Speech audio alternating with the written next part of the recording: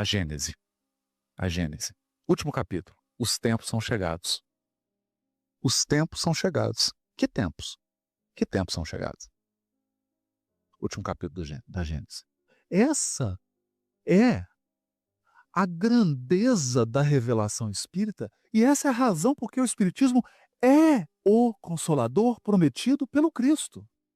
Essa é a razão por nós podermos dizer com o Espírito que dá a primeira mensagem no primeiro capítulo do Evangelho segundo o Espiritismo, que ele diz: Moisés iniciou o trabalho, Jesus deu continuidade, o Espiritismo a concluirá. Moisés iniciou a obra, Jesus deu continuidade, o Espiritismo a concluirá. Então, são chegados os tempos. É como se os Espíritos dissessem assim: a grande ação de saneamento do mundo, a promessa messiânica vai se cumprir agora. Só que agora de Espírito, 200 e poucos anos, né? Quando o Espírito fala assim, é agora, né? Tá? Pode esperar, é agora, de Espírito é um negócio complicado. Né? Mas brincadeira à parte, nesse momento que antecede essas obras, vejam, nós estamos falando de um momento que antecede essas obras. Começa a haver reuniões no mundo espiritual, estão descritas no Brasil, coração do mundo, pátria do Evangelho. Reuniões em todas as nações do orbe, porque o fenômeno é planetário. O fenômeno não é de um bairro, não é de uma etnia, não é de um povo. O fenômeno é espiritual, é da humanidade. Reuniões em todos os pontos, e há uma reunião aqui. Essa é importante porque ela nos diz respeito, ela toca nos nossos interesses de trabalho. Nessa reunião, dirigida por Ismael, em determinado momento da reunião, ele diz: não ignorais que vivemos no século do advento do Consolador. Serão 100 anos preparatórios dos 100 anos seguintes. 100 anos preparatórios dos 100 anos seguintes. Sem querer muita mística, a conta é simples.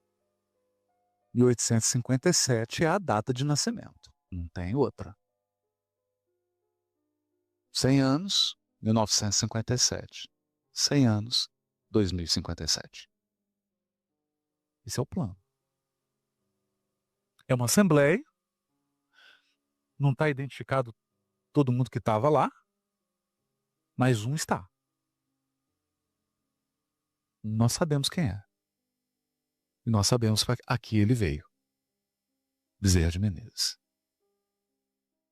O que veio fazer? A que veio? Mas, quando a gente mergulha nos textos de obras póstumas, nos textos de Kardec, a gente se surpreende com certas coisas. Por exemplo, no livro Obras Póstumas, A Nova Geração, porque é curioso, porque são mensagens, obras póstumas mesmo, a nova geração. Porque é uma mensagem particular que o Kardec recebe, ele não publica. Depois da sua desenganação, que o amigo vai na gaveta e publica.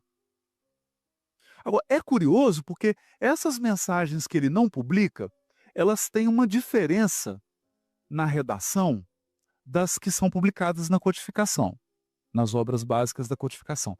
Elas têm um tom pessoal. Elas têm, assim, Kardec, olha aqui. O Espírito diz assim: a terra treme de alegria.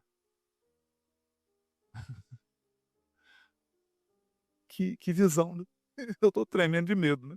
A terra treme de alegria. Aproxima-se o dia do Senhor. Isso aqui é linguagem. Isso aqui não é linguagem espírita. Não é. Isso aqui é linguagem profética. O dia do Senhor é o dia do juízo. Porque o dia do grande julgamento de todos os injustos, porque você já sabe, né? O justo está tomando paulada desde o início do mundo, né? Quem faz a coisa certa está sendo corrigido. É claro, porque espiritualmente, quem já está no caminho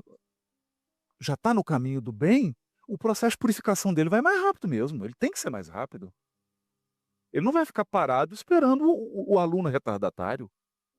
Então o aluno aplicado, cada vez ele recebe provas mais difíceis, né, você que já foi professor, só prova mais difícil, você fala: "Professor, o senhor gosta de mim ou só tem alguma inimizade oculta comigo, né?" Ele falou: "Não, eu te amo, por isso que eu estou te dando só questões mais difíceis." Ué, a questão aqui é o julgamento do aluno que está tomando bomba, que está retardatário. Esse dia do julgamento é chamado na profecia de o dia do Senhor. E aqui ele fala claro, ó, aproxima-se o dia do Senhor. Todos os que entre nós estão à frente disputam perfidamente para entrar na lista. O que ele está dizendo? Fala, ó, eu vou te contar aqui. Está dando concorrência aqui para encarnar. Porque o tempo é de uma magnitude histórica tão grande que espírito superior quer vir. Ninguém quer estar de fora disso, gente. É o último capítulo da novela. Por amor, né? É o último capítulo. Então, aqui nós estamos tá tendo problema, está tendo concorrência. Já o espírito de algumas valorosas almas encarnadas agitam seus corpos até quase despedaçá-los. A carne interdita, quer dizer, proíbe, né? Não deixa o espírito, ele não sabe o que há de pensar.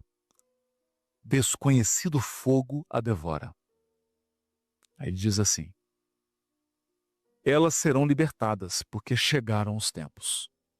Uma eternidade está a ponto de expirar. Uma eternidade gloriosa vai despontar em breve, e Deus conta a seus filhos. Essa palavra eternidade aqui é só de trocar por ciclo. Um ciclo se encerra e um novo ciclo se abre. E Deus conta seus filhos. Outra linguagem profética, porque um dos elementos do saneamento geral da Terra é um processo contábil. Tem que separar os alunos aplicados dos alunos que necessitam de uma atenção especial, sofrimento. Num processo mais doloroso. Há um processo de contagem. E aí ele diz assim: o reinado do ouro cederá lugar a um reinado mais puro. Olha isso. O pensamento será dentro em pouco soberano. E os espíritos de escol, que hão vindo desde remotas eras iluminar os séculos em que viveram e servir de baliza aos séculos vindouros, encarnarão entre vós. Que é outro elemento da literatura apocalíptica, a chamada reencarnação messiânica. Todas as profecias apontam para um processo de nascimento de criaturas, de seres aliados ao Messias e, portanto, diferenciados em moralidade, em fé. A geração messiânica. Isso está na Revista Espírita também, 1860, fevereiro e maio de 1868. Os Messias do Espiritismo. Essa o Kardec publicou na Revista Espírita. São Luís, Lamennais, aliás, vou nem entrar nessa mensagem, porque ela é bem complexa. Bom, encarnarão entre vós. Aí ele diz assim, que digo? Muitos já se acham encarnados. Encarnarão não, já tem gente encarnada. Ele está falando com Kardec, né? Apontando, aqui sim. Aqui sim. Aqui é um ponto fundamental. Porque os profetas não sabiam explicar isso. Eles chutaram a bola, mas bateu na trave. Qual que era o raciocínio deles? O raciocínio deles era simples. Bem simples. Eles pensam assim: toda a humanidade é herdeira do primeiro homem, Adão. Então eu tenho uma geração perversa. Para que o mundo seja regenerado, eu preciso de uma nova geração de seres, um novo Adão. É lógico isso? É lógico. Quem trabalha isso? Paulo, segunda Epístola a Coríntios, capítulo 15. O primeiro Adão é alma vivente, o segundo Adão é espírito que dá vida. O primeiro Adão é o símbolo do homem perverso, do homem desconectado de Deus, do homem rebelde à lei divina, e o segundo Adão é o símbolo do ser humano, que é o projeto inicial, imagem e semelhança de Deus. O homem, o homem que eu digo aqui é o ser humano, né? Não é gênero, homem e mulher. O ser humano. O ser humano do projeto original. Aquele ser humano que era o ser humano aguardado. Esse ser humano, vai dizer Paulo, é Jesus. Ele é um novo Adão. A nova geração. Só que aqui os espíritos esclarecem. Não, vem cá, toma aquele tema. Você lembra aquele tema lá? Porque está cheio de simbolismo, cheio de demais. Deixa eu contar simples para vocês. Os espíritos de qual vão reencarnar. É uma nova geração.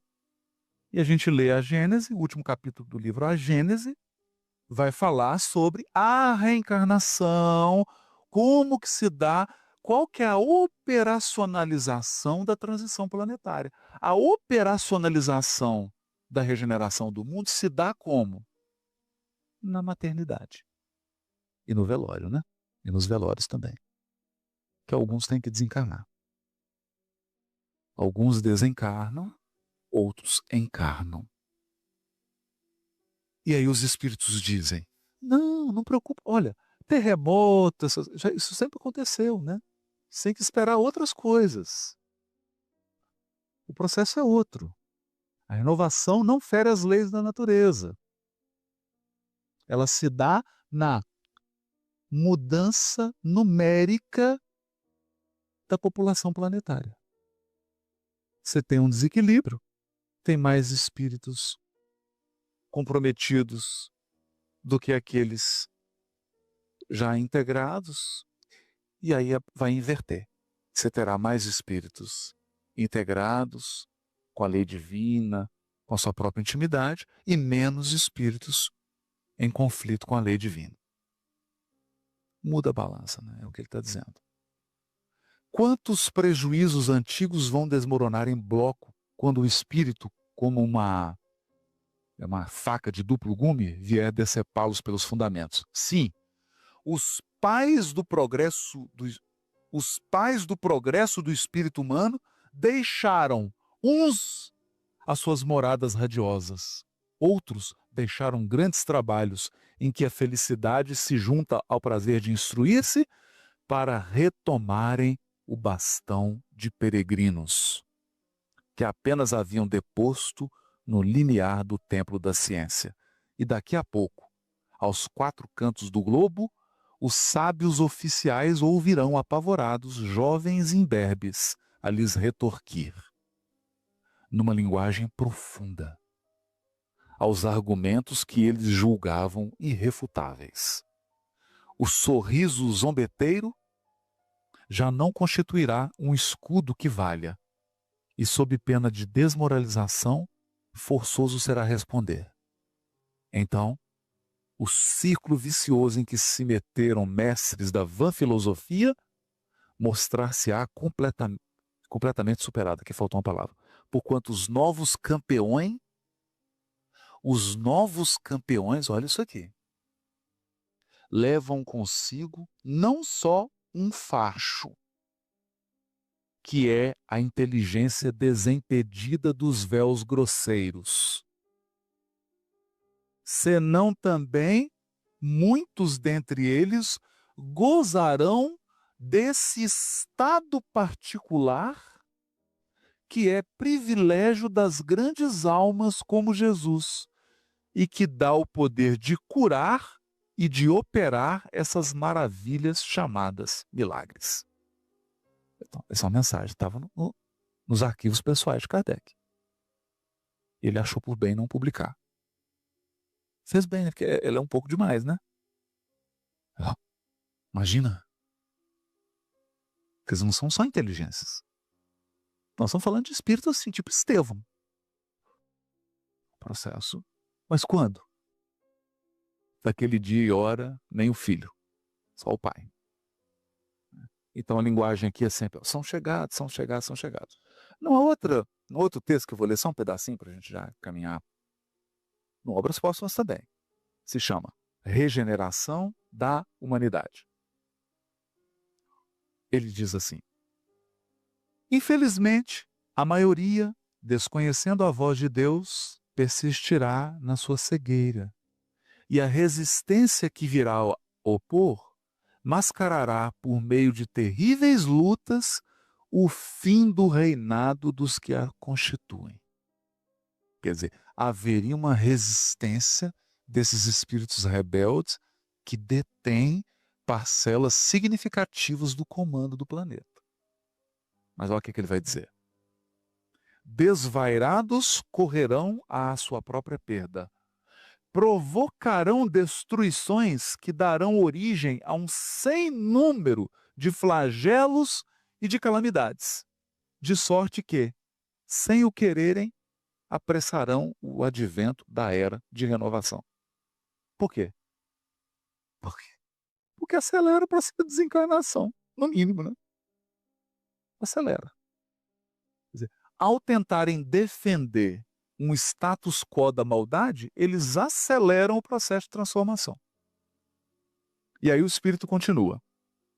Agora aqui que eu acho que é o relevante, que é o ponto que eu queria focar para depois terminar com a mensagem do Emmanuel. E como se não operasse com bastante rapidez a destruição, os suicídios se multiplicarão em proporções inauditas até entre as crianças. Olha, gente, isso aqui, pelo menos, foi publicado em 1869. Então, tenha pelo menos, eu não sei a data exata da mensagem, mas temos a data da publicação de Obras Póstumas, 1869. Estatística hoje da Organização Mundial de Saúde. A cada 4 segundos nós temos um suicídio na Terra. A cada 4 segundos. Isso é estatística oficial, porque o problema da estatística do suicídio é cruel, né? Porque se a pessoa é bem sucedida no suicídio, se ela vai a óbito, o atestado de óbito é suicídio. Mas se ela não consegue levar a cabo, ela dá entrada no hospital. E lá ela vai desencarnar por insuficiência respiratória, por hemorragia, entende? Não vai constar lá suicídio. Então, quando nós falamos assim da estatística do suicídio, nós estamos falando do suicídio que a pessoa suicidou e morreu, desencarnou. Belo Horizonte, ano passado, 147 suicídios na capital mineira. 147 suicídios. A loucura jamais terá atingido tão grande quantidade de homens que antes mesmo de morrerem estarão riscados do número dos vivos. A gente foi visitar a Comunhão Espírita de Brasília e ficamos alarmados com o número de pessoas que diariamente são atendidas. Pegando um exemplo aqui que está perto aqui. A quantidade de pessoas que são diariamente atendidas na Comunhão Espírita de Brasília chegam lá com a ideia de suicídio, com um profundo quadro de depressão, ou seja, com um distúrbio psíquico que na linguagem da época aqui de 1869 estava tudo sob o rótulo de loucura. A verdade é que você encontra hoje, isso é o mais doloroso, isso é o mais doloroso. Famílias estruturadas, com excelentes posses materiais, excelente formação e às vezes um adolescente inutilizado. Em quadro depressivo ou em quadro de vício e não é um morto-vivo. Para o desespero da família. Eu tenho certeza que cada um de nós aqui tem no mínimo 5 exemplos aí próximos.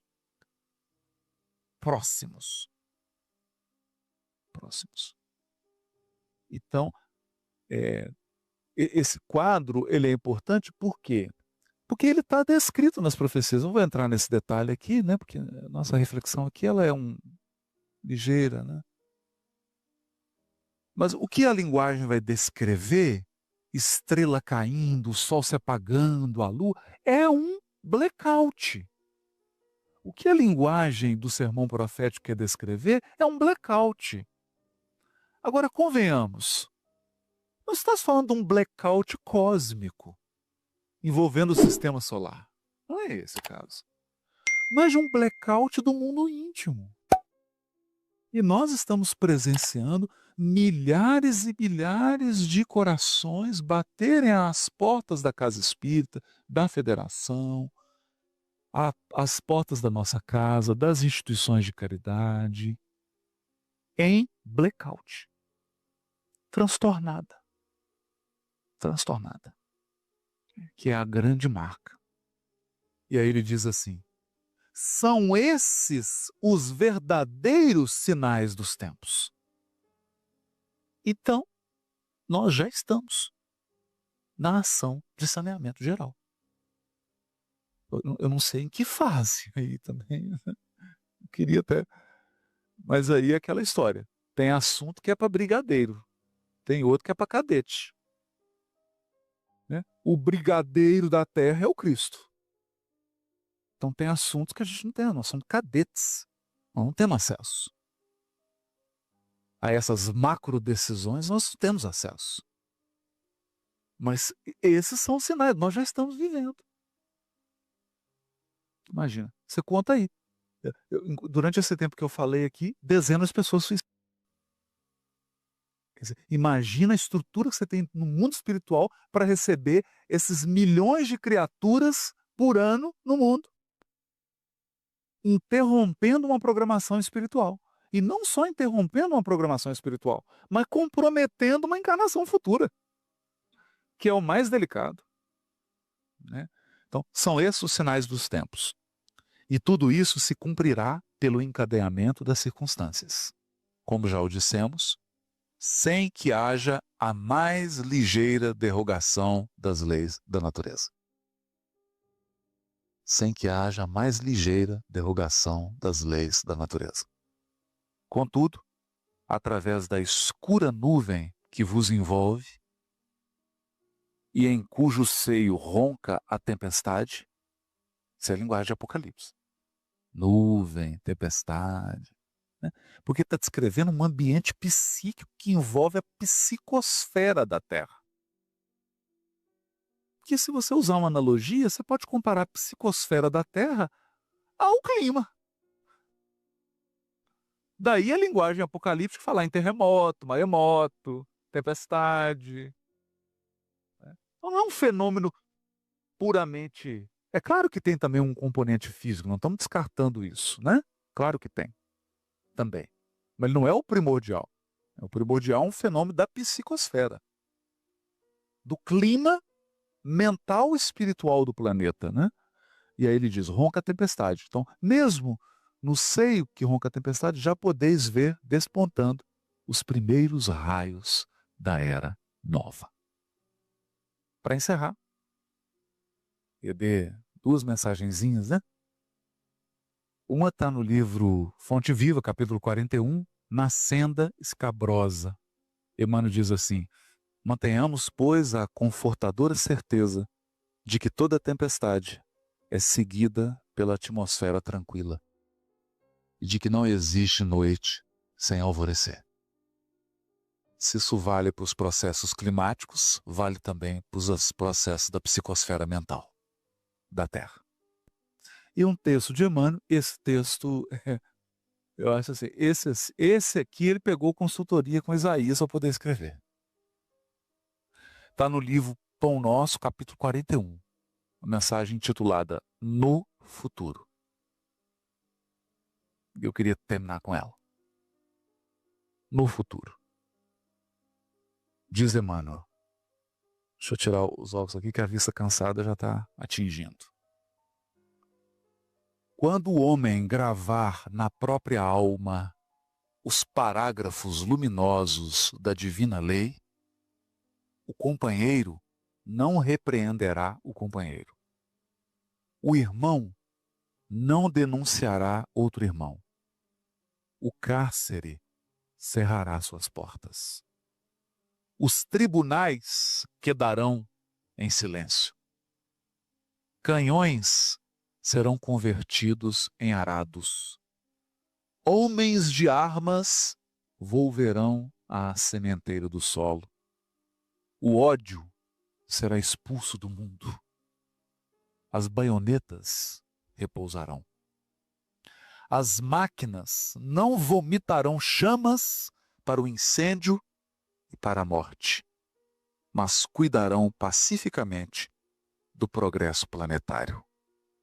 A justiça será ultrapassada pelo amor. Os filhos da fé não somente serão justos, mas bons, profundamente bons.